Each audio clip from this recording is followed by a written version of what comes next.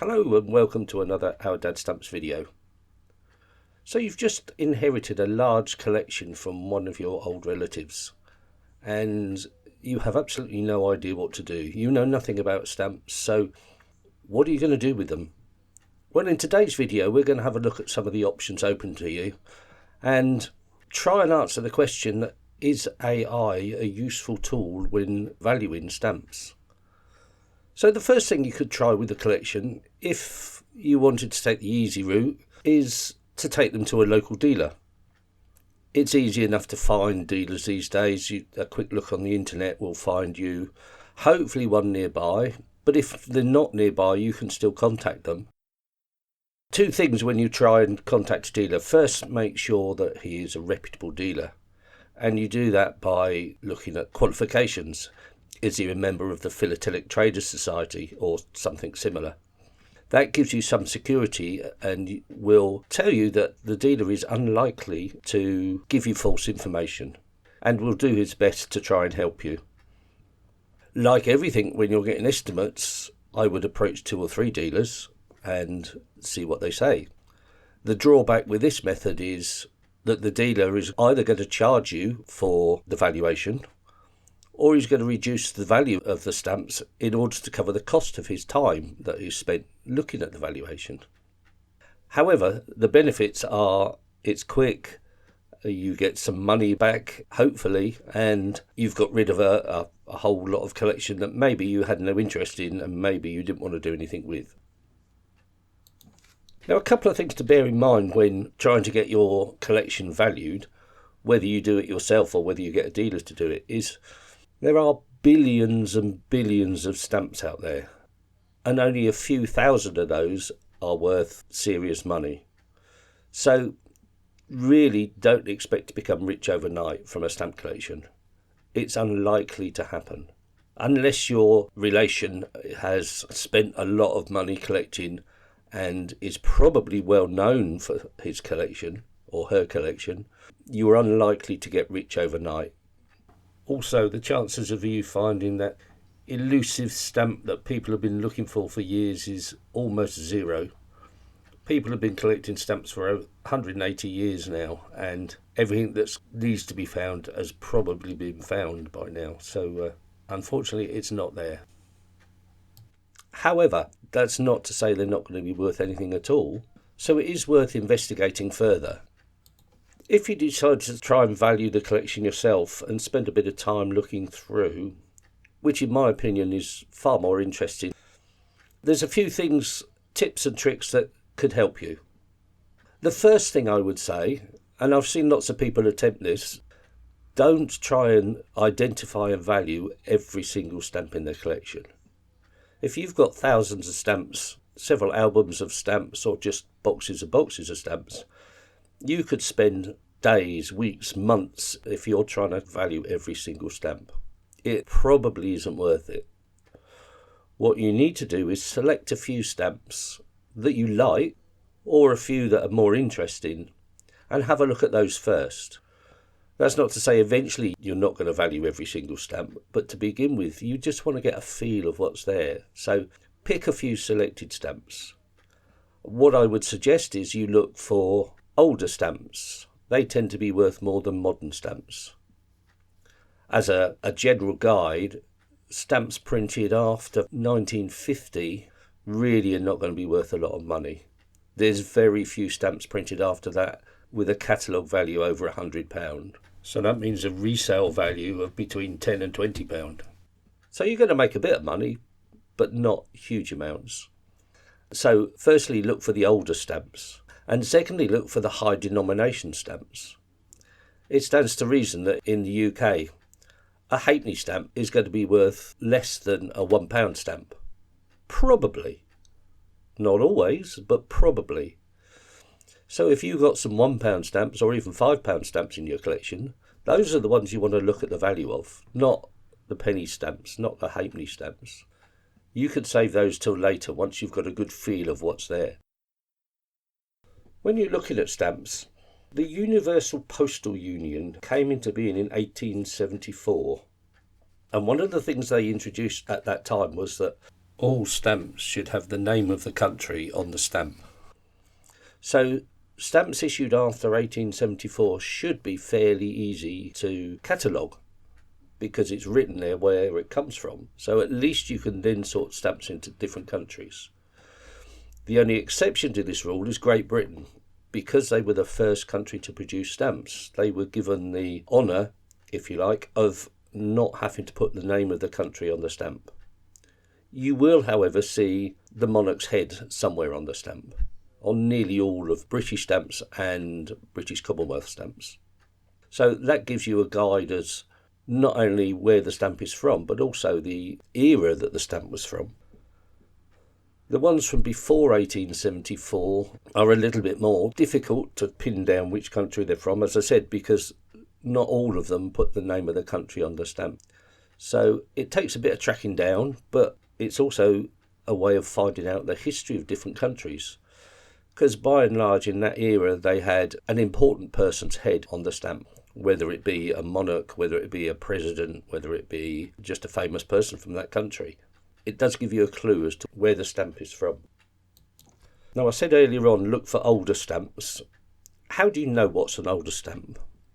Well, it's not always obvious, but generally old stamps were printed by engraving a metal block and then transferring that print onto a stamp. And that does give distinctive characteristics. The picture is quite often made up of straight lines or curved lines rather than actual drawings. Modern stamps are printed more or less like you print something off your computer. So it's easy to tell the difference between an old stamp and a new stamp.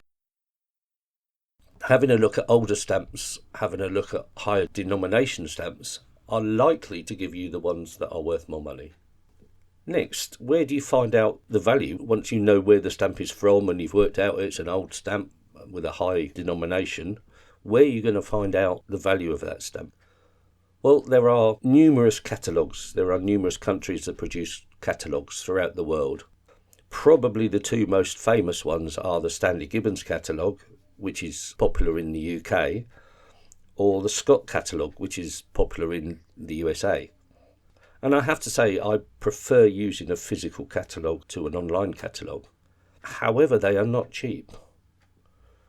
The Stanley Gibbons World Catalogue comes in 6 volumes, and it would cost you £299 currently to buy them. So that's a big investment, especially if you're not sure whether your stamp collection is going to be worth anything. The Scott catalogue is even more. Again, it's 6 volumes, but at the moment, the price I found, and I don't use Scott catalogues, but the price I found was nearly $700. It's a huge investment. Well worth it if you're a stamp collector, but if you're just trying to value an inherited collection, then maybe you need to find alternatives. And there are several free online catalogues. Stamp World is probably one of the best ones. Coldneck is also a good resource as well. So I'll put links for both of those. Once you've found the country the stamp is from and roughly the era it's from, then it's just a matter of sifting through and comparing the picture of your stamp to the stamp in the catalogue. So now we come to the big question. Can AI help you with the identification and save you a lot of hassle going through catalogues, guessing which country the stamp is from, guessing which era it's from? Are they any good? Well, I tested a few. I used 2 web-based artificial intelligence sites, and I used 3 apps on my phone. And we're going to have a look now at the results. They were quite interesting and maybe of help when deciding what you're going to do. I chose 7 stamps to do my test with, and I put each stamp in front of the 5 different apps so that we can compare the results. And I chose stamps that were probably a little bit more difficult to identify than normal. The first one, though, should have been easy. It's a penny red, and it's a penny red from my collection. It is an imperforate penny red, so it was printed in 1841. And I have identified it as a plate 15 penny red. The first one I tried was actually ChatGPT. which I have on my computer. And I was very impressed with the results. From ChatGPT, it identified it perfectly. As I said, it's an 1841 penny red, imperforate. It even managed to work out that it was from plate 15, which is quite amazing, to be honest. The only thing it got wrong is it didn't recognise the Maltese cross cancellation. It described it as a numeral obliterator. But everything else was absolutely spot on, so I was very impressed. And I also asked the value of that particular stamp, and again it came back pretty accurately that it's typically worth just a few pounds. So yeah, ChatGPT on that basis came out well. I also used another computer-based AI called Perplexity, and whilst Perplexity was pretty good, it wasn't quite as accurate as the ChatGPT. It still identified it as an 1841 imperforate penny red, which was good, but that's really as far as it got. It didn't come up with the plate number, it didn't identify any sort of cancellation, or didn't really try to identify any sort of a cancellation, and it came up with more of a generic description of this sort of stamp. Now we come to the phone apps, and I used 3 different phone apps. The first was called Stamp Identifier, made by Identifier Studios. And this one, apart from the ads that you have to look at every time you want to scan a stamp into, this did identify it as an 1841 penny red. It came up with a value anywhere between $4 and $80, so not particularly useful. But that was about it. That was all the information it came up with. So yes, it got the stamp right. Yes, it got the country right. So on that basis, okay. Another stamp identifier app, which was by someone called the App Dude. What can I say? It scanned in the penny red and it told me it was a penny black, possibly a forgery, but it could only get me any further information with a paid subscription. So really, that was just appalling in my view. I mean, it's not even a black stamp. How could it be a penny black? But yeah, wasn't impressed at all. And they expected me to pay €6 a week for the privilege of them giving me more details about this fake penny black that's not a penny black. So yeah, not impressed. And in fact, I did all 7 stamps with that stamp identifier app, and out of 7 stamps it got 5 of them totally wrong. So I wouldn't recommend that app to anybody at all, and if you've tried it and found it successful, then please let me know. But for me it was appalling. Didn't even come close on some of them. And the fact that you're bombarded with ads and expected to pay to get any more details was, rubbish. The third app I tried was by the Colnet collector community. Now this was an interesting one, and I quite liked it, although you didn't necessarily get a huge amount of information, because what it does is it scans a stamp and then will show you a selection of stamps that look very similar that are on their database. And it's up to you to decide which one of those ones that it's shown you matches exactly the stamp you've got.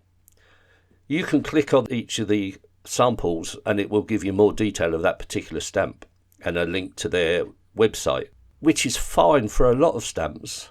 But for this particular one, there are so many different varieties of penny reds. For the non-collector, it's very difficult to say which one of the 12 that it came up with is actually the same as the one that I've scanned. So I like it. I like the app.